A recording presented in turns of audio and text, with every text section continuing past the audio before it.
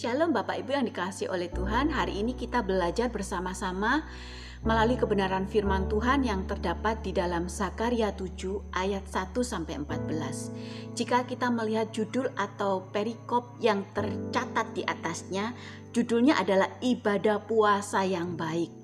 Bapak Ibu yang dikasihi oleh Tuhan, ketika kita mendengar kata puasa, pastinya kata-kata ini tidak lagi asing di telinga kita.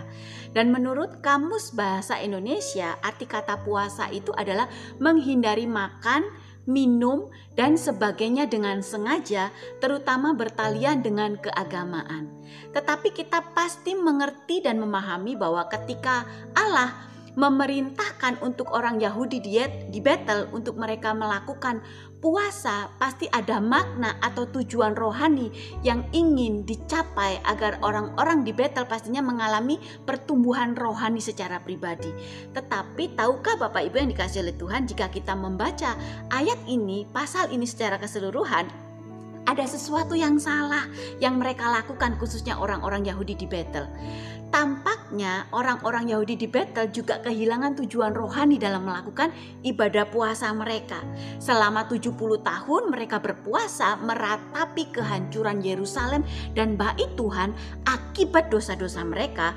Tetapi ketika mereka kembali ke tanah air dan sedang membangun bait suci, justru mereka mempertanyakan dan meminta untuk di ayat kedua, dia meminta atau mengutus Sarezer dan Regemelek untuk mempertanyakan hal ini, apakah mereka harus melakukan hal yang sama atau mereka tetap berpuasa melakukan hal yang sama seperti beberapa tahun yang lalu. Dan tahukah Bapak Ibu yang dikasihi oleh Tuhan, apa yang dijawab oleh Tuhan di ayat yang kelima?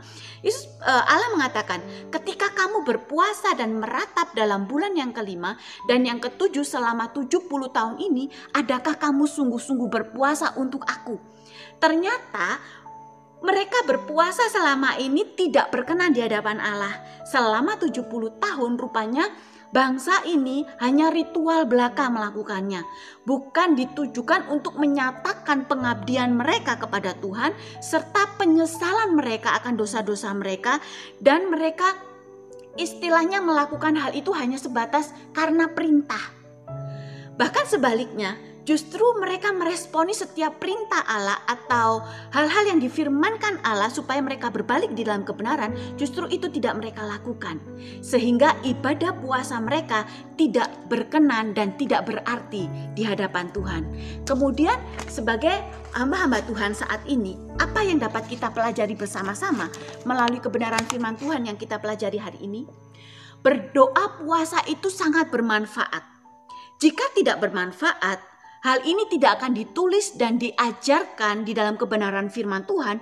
Bahkan di dalam Perjanjian Baru, Yesus juga mengajarkan tentang hal berpuasa yang dicatat di dalam Matius 6 ayat 16-18. Betapa sia-sia puasa tanpa tujuan yang berpusat kepada Tuhan.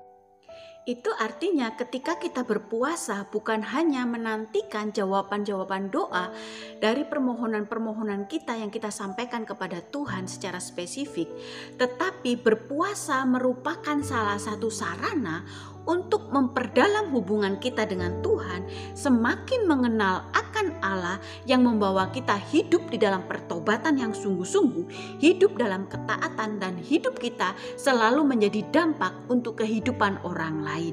Dan biarlah kebenaran firman Tuhan hari ini terus akan mengingatkan kita bagaimana kita bisa melakukan doa puasa dan beribadah kepada Tuhan dengan baik dan benar sesuai dengan apa yang Tuhan firmankan dan perintahkan di dalam kehidupan kita. Tuhan Yesus memberkati.